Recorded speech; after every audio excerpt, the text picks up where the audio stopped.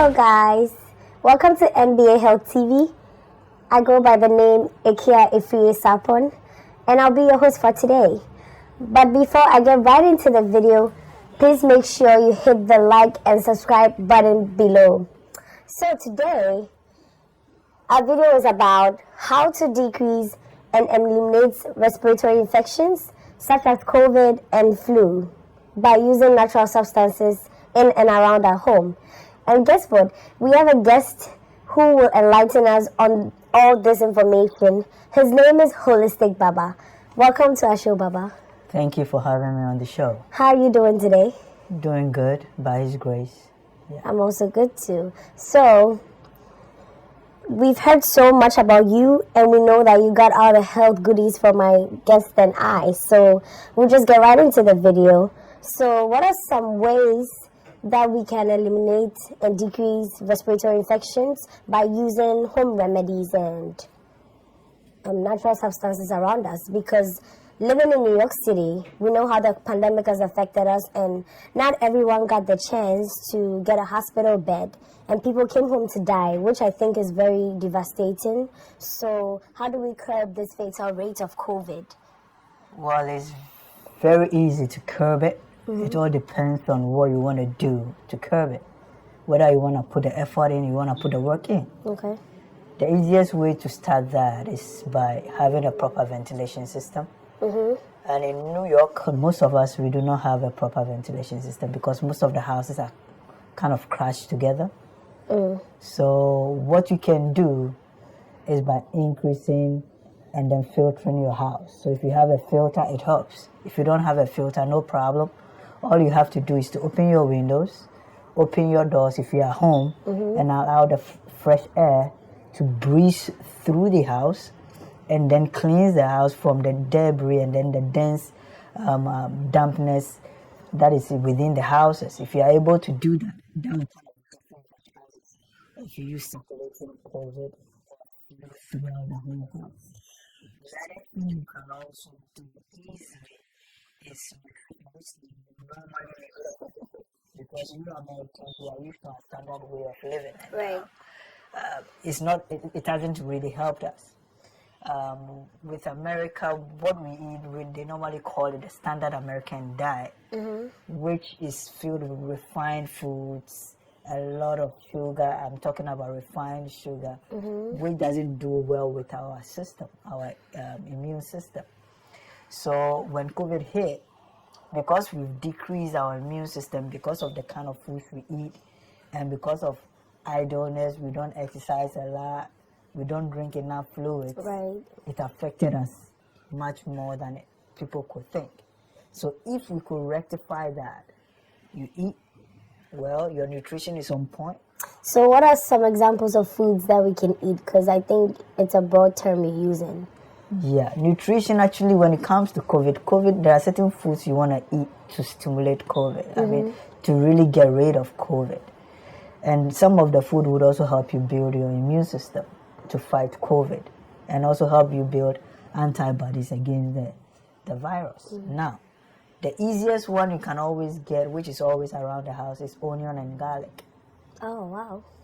This is always around every house. Some people don't like garlic, but during this pandemic, I think they should rethink and consider using it because it's a lifesaver. Do you blend it and drink the juice, or you can chew it raw, or how do we go about it? There's a mixture you can make, which I call the natural antiviral remedy. Okay. Which you mix. You have to mix it in a certain way. You mix your garlic, your onion with some pineapple juice, a pinch of cayenne, and then if the person already have COVID, you add a aloe vera gel to it. You blend it, and then the person takes like 2 ounces every 2 hours.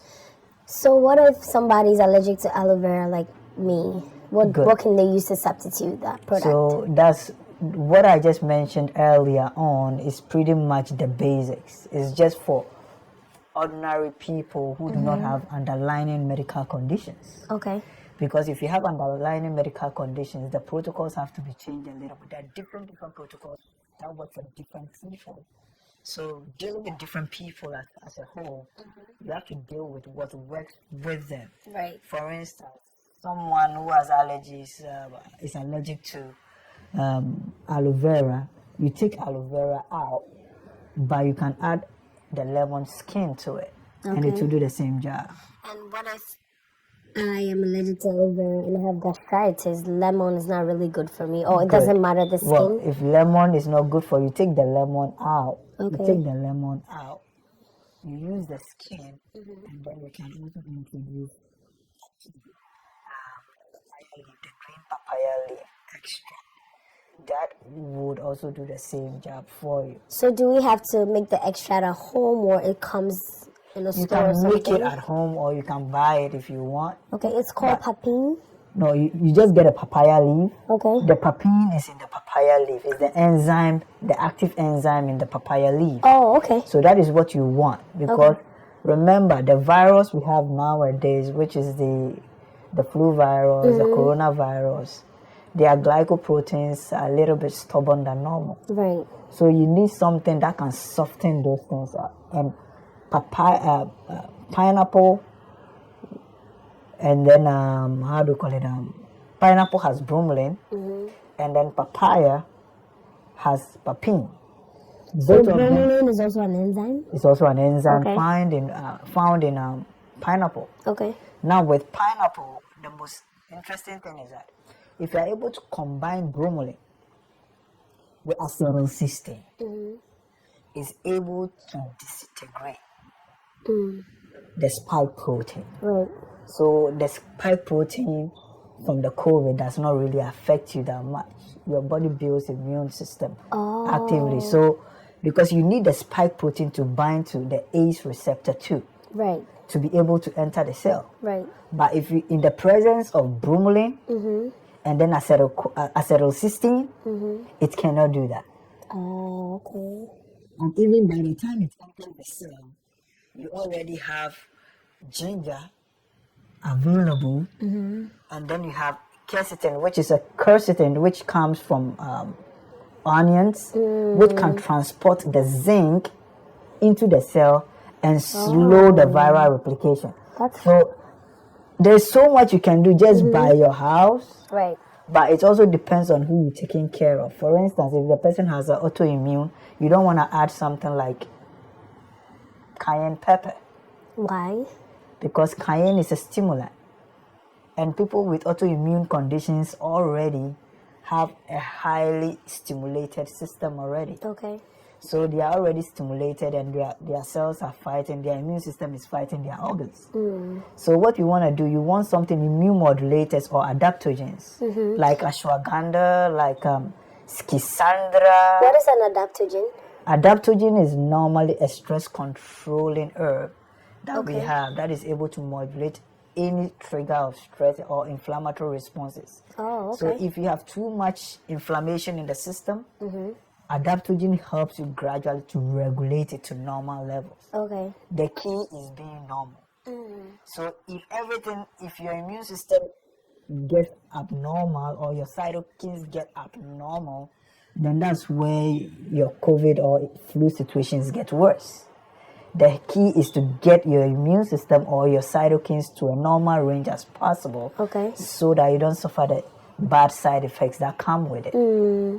Okay, so you mentioned onions, you mentioned ginger, you mentioned papaya, and all that good stuff. So what other way, apart from nutrition and the ventilation that you talked about, can we help to eradicate cases of respiratory infections in our homes? The other thing we could also do comes with exercise, Okay. which most of us we don't like. Yeah. But even if you don't want to exercise, walking kind of helps. So walking here and there kind of would help stimulate your immune system to fight pathogens for you. Like how many hours of walking? Minutes? As much as your body can tolerate. Some people, I can do maybe 45 minutes. So You what's can like do the an hour. bare minimum at least? Give or take. If you are having problem with your exercise, start a little from 5 minutes Okay. and gradually increase it till you get between 30 to 45 minutes. If you are strong, you can do like an hour. Right. But give or take 45 minutes is okay. So if you can just a little walking here and then, don't do everything at a time. Take it easy, and then you try as much as possible if you can, and increase the time as the days go by. Okay. So we have ventilation, nutrition, exercise. Is there anything else you'd like to add? Water. Everyone, there's no one in this state that will tell me that they don't have tap water in their house. Water is so cheap and common around here. So for us to get sick and cram the hospitals, I think we're not using the water the way we should. The easiest way to use water to treat or curb COVID or flu is something we call contrast bath. Contrast bath is cold, hot and cold. So if you're in a shower, you want to try something like 3 minutes hot, and then you do 30 seconds of cold. Oh, and then you repeat it 3 times or 4 times. So is there a day that you can actually come on this channel and demonstrate that? Because when you're saying it, I'm trying to imagine it. It sounds a little vague. Sure, I mean, so long as you invite me and then we have the schedules made up, at least we'll make time for that. Sure. And some of the things I'm saying is kind of vague, but if I demonstrate it, it's so easy to do. You get what I mean? Like we're talking about water hydrotherapy, which is contrast bath. That's one of the types of hydrotherapy. Okay. The other one we can do is steam inhalation. So all you have to do, you boil water, you just put 1 drop of peppermint or uber oil, alba oil, or you can even use eucalyptus, just 1 drop, and then you inhale the steam. That opens the lungs up and increases the oxygen saturation level. So if some of the things we're doing, it will control and cure the viral infections that we have in our community today, and we don't have to end up in the hospital. Right, so we can do, with water, you said we can do hydrotherapy, we can do the foot bath. Yeah, the foot bath is a type of hydrotherapy. Oh, okay. So the hydrotherapy is like the big name for all the water therapies that we have. Okay. So the foot bath, you can do the foot bath. Normally, you want to do foot bath if someone has issues with the blood pressure and you want to treat the person. Okay. Because you don't want to do treatment in an uncontrolled blood pressure environment. You want the blood pressure to be stabilized a little bit. So if that is the case, you can just do a foot bath or 1 foot bath, and that will bring the blood pressure to a normal range before you do your therapy. Oh, okay. So you don't necessarily, even if you don't have your medication with you and you've run out of your medication, you can just do a foot bath, putting your foot into a warm water as much as you can tolerate, and then you increase the temperature gradually. It's able to do that for you. Oh, okay. So if you don't have money or you've run out of your medication, this is something you can do to control your blood pressure before you get your medication. Wow, that's really like a huge tip. Thanks for that. The issue is this. People have to know how to do it. And then they have to be compliant. When I say compliant, people have to be consistent to do what they have to do. Because you don't want to do it today and then tomorrow you wait till your blood pressure is up before you do it. It doesn't help. You should definitely come back and demonstrate that. I sure will. I sure will. So what about the sauna? Does it like help? Sauna kind of helps a lot, but you have to know what you're doing. Right. So if you're taking care of a patient who is claustrophobic, what does that word mean? I'm sorry. What does that word mean? Claustrophobic, someone being claustrophobia or being claustrophobic means that the person have a phobia or a fear of tight and closed places. Oh, okay. So you know that sauna has to be in an enclosed environment. Right. And so if that is the case, if you know that the person has that kind of phobia, you want to be present. And under no circumstance should you attempt to do hydrotherapy on any person without anyone being present. Oh, okay. Because some people react differently to water. Yeah, right. I know some people, they can't take cold water at all. They would even pass out. I know some people who can't take hot water. They'll pass out. So you got to be present so that if something like that is going to happen, you know what to do to relieve it. Right. Sometimes some people being in a sauna, if you don't put cold compress on their head and neck, they have headache because blood rushes into their head. Exactly. So with that being the case, you have to know what to do to relieve that. That's the reason why when you're doing hydrotherapy, you don't want to leave your patient or your client or whomever you're taking care of. You don't want to leave them. You want to be there to know what is going on, so that if something is happening, you can tweak it, change it, so that they can feel better. Right. Okay, so I'm just going to do a recap because it's been like a lot of information, a lot of useful information. So you said step 1 is ventilation. Good. Step 2 is nutrition. Step 3 is exercise. Step 4 is hydrotherapy, which you would later come and demonstrate. Exactly. So, and then with the nutritional, later on, the nutritional antiviral remedy, I will also come and demonstrate that for people to see how to do it. But that one is specifically for people who do not have any underlying condition. okay. Now, if you have any medical history of any underlying medical history, if you let us know, we will be able to make the adjustment, because for every underlying condition, the protocol is different. Right. So if you have autoimmune, the protocol is slightly different. Okay. If you have diabetes, the protocol is slightly different. Yeah. If you have blood pressure and you're on blood thinners, the protocol is slightly different. If you have angina, heart condition, so all those things, the protocols differ a little bit. Okay. So knowing who you are dealing with, and that tells you what they can use at home to mitigate the effect of the virus. All right. That's amazing. Very good stuff that we need to know about just to help to live longer on Earth as a whole, right? Thank you so much for coming today.